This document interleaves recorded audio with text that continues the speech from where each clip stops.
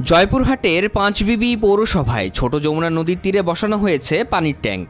সেখান থেকে পাইপলাইনের মাধ্যমে পৌরসভার সব এলাকায় সাপ্লাই করা হচ্ছে বিশুদ্ধ নিরাপদ সুপেয় পানি।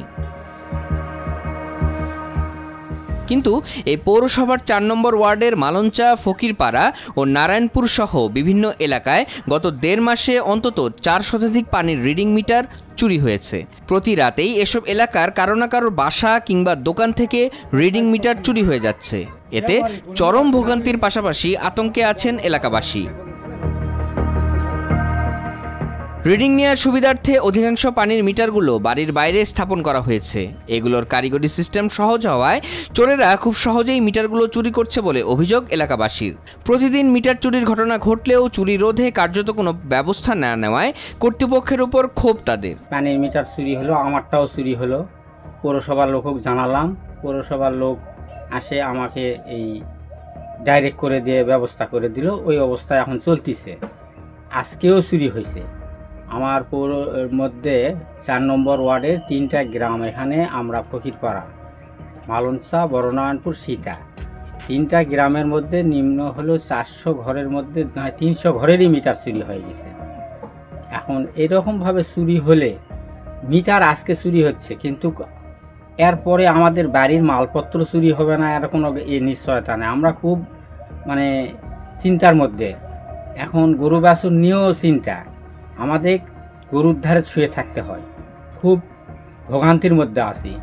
এটা নিয়ে প্রশাসন বা কিছু যদি তৎপরতা করে আমাদের একটু সহযোগিতা করলে সুবিধা হতো। প্রত্যেক রাত্রি 5টা, 7টা, 8টা, 10টা, এখন প্রায় বলতে গেলে শতকরা হয়তো বা 10টা 15টা লোকের বাড়িতে মিটার আছে, বাকি সবই নাই। প্রত্যেক রাত্রি চুরি হচ্ছে। এই জন্য আমরা অত্যাধিক অনিরাপদ অবস্থায় আতঙ্কিত অবস্থায় থাকি।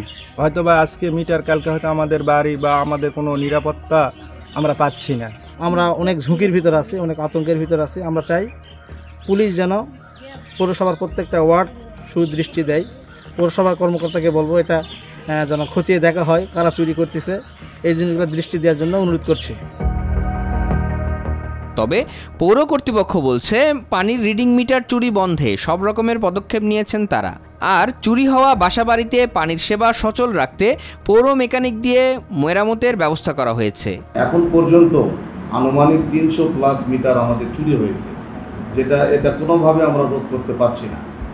তারপরও আমরা বারবার জানাচ্ছি এবং যে গ্রাহক এই মিটারটি চুরি হচ্ছে, এই গ্রাহক সাথে সাথে আমরা পরামর্শ দিচ্ছি যে পাঁচবিবি থানাতে গিয়ে এটা জিডি করার জন্য এবং জিডির কপি আমাদেরকে দেওয়ার জন্য এটা আমরা সংরক্ষণ করতেছি।